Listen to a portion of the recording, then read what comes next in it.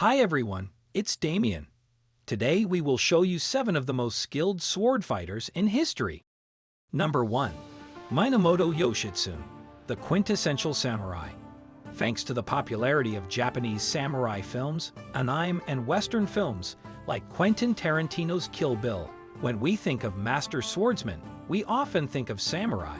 This is for good reason. Some of the best swordsmen to have ever lived came from Japan.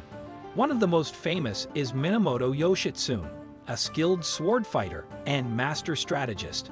Yoshitsune was the son of Minamoto Yoshitomo, the leader of the powerful Minamoto samurai clan in 12th century Japan, while Yoshitomo was killed by the rival Taira clan.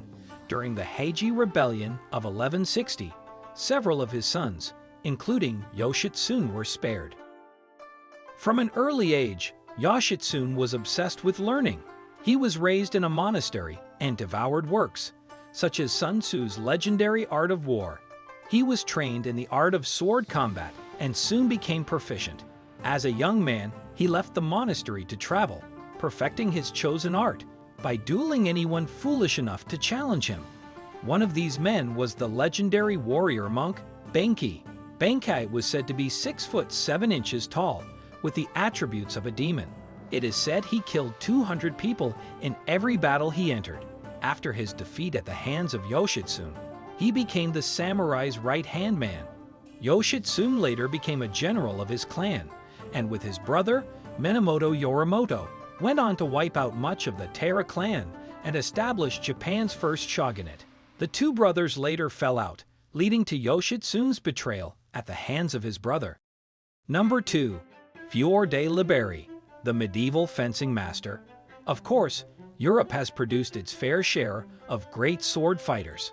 Fior de Liberi, the author of Flower of Battle, is remembered as one of the best swordsmen and fencing masters that medieval Europe ever produced. Today, little about Liberi is known for sure.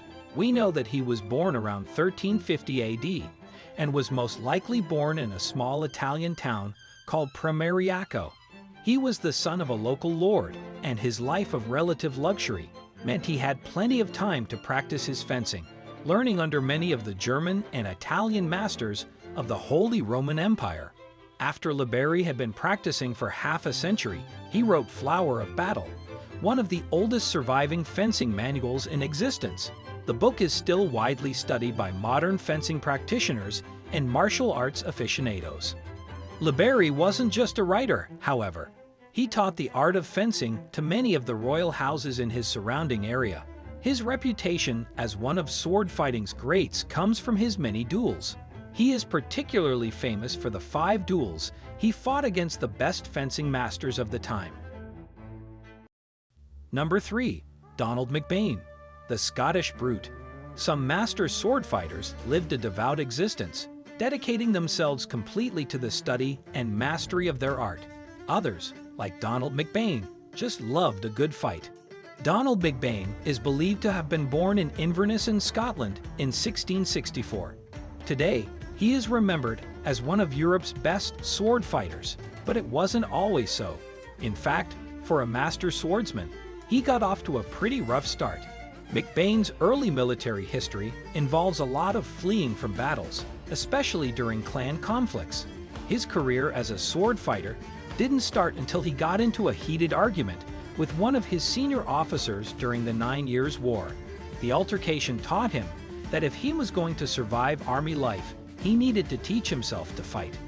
MacBain had a hot temper, and his fighting style reflected this. It was powerful and assertive, forcing his enemy into submission. His most famous move, the boar's thrust, involved dropping to one knee and thrusting his sword upwards in a powerful uppercut blow. Number 4. Joseph Boulogne, the gentleman duelist. Joseph Boulogne, Chevalier de St. Georges, was the exact opposite of a man like MacBain. MacBain was a brute who was also a master, while Boulogne was a gentleman who was also a fencer. Known as one of 18th century Europe's best sword fighters, Boulogne was born on the Caribbean island of Guadeloupe. The island was under French rule during that time, and Boulogne was the mixed race, illegitimate son of a plantation owner and his African slave.